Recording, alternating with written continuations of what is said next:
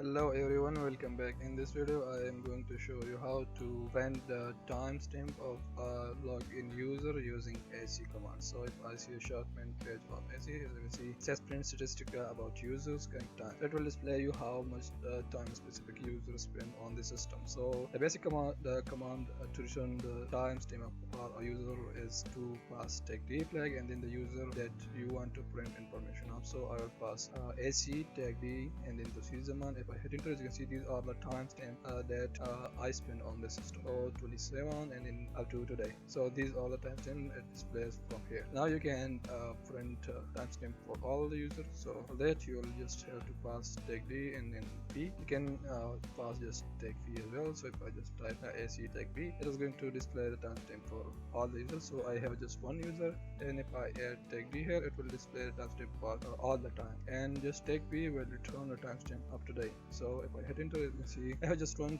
user in the system. That's why it displays one user. You can see Zaman and all timestamp from all days. Now if you just pass tag D and without passing username, so it will return automatically the timestamp, connect timestamp of the current login user. And there are other information as well you can explore on the main page of AC command, as you can see right here. Thanks for watching, and I will see you in the next one.